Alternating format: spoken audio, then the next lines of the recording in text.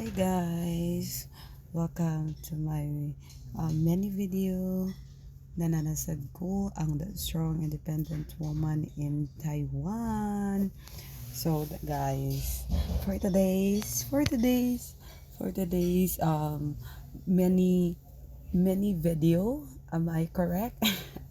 Ang OA sa pota ay but anyways guys, nananasad ko kay na ako i-share ninyo na pod nga video nga mostly na to gibuhat or daily routine if wala ko'y trabaho dali kay gigutuman ko, wala kay buhat day, dili ka pwede magpa-deliver kay wa kay kwarta, di ka pwede magpa-deliver og mga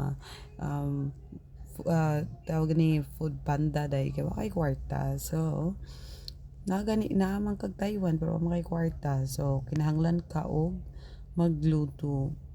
So akong gi-prepared guys, ako ang dinner since ang tawag ani ang weather diri kay medyo maulan-ulan, start pa ni pa ganinang buntag, uwan-uwan jud kaayo, grabe.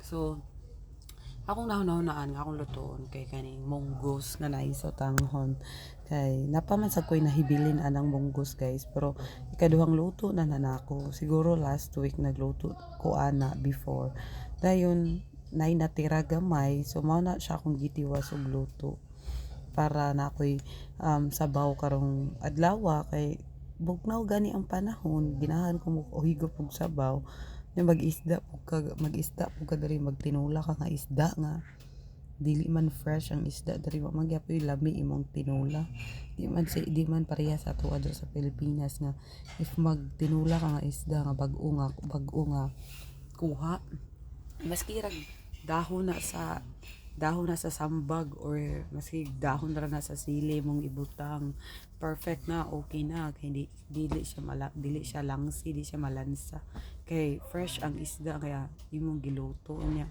tamis pud kay sabaw basta fresh pang isda nga imong giluto nya kana dira imong madali nga makuha or imong makaon nimo kay diri nga wala kay mapalit nga mga fresh nga isda. So, ano na siya, maggulay-gulay ka, magmunggos, magsabaw kag ingon ana.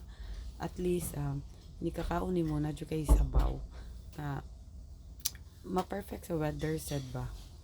So, mao na siya guys, nagluto ko, munggos ka na nga naisot tanghon. Kay, ako na ako gutuman ako, ganadyo ko mukha na isabaw karon.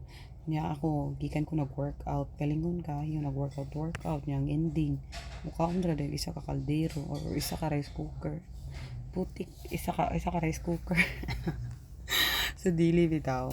Tisa ko yung lana kada ko kaon. Nag-workout, agadi ko, di na magani conscious kayo sa lawas, pero di jud di kaya na sahay nga, sin mapadaghan yun di mong kaon.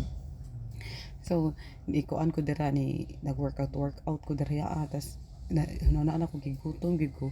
Lutuon na to nako akong gipalatan nga munggos kanihang buntag. So, nagluto ko dira karong dinner nga akong sudan, pero di na ako mahurot og isa ka kananan.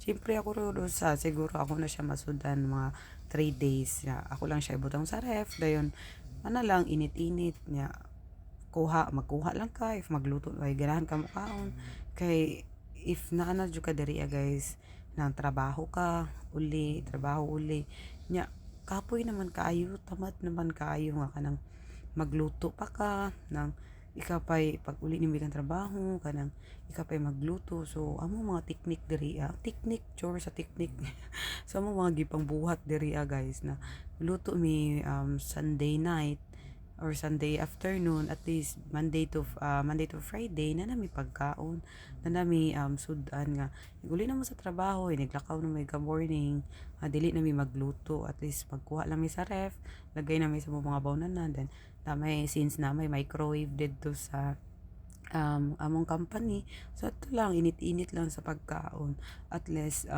at least anang dili na dagdag buhaton kay nagluto na ka, init-init na lang ka.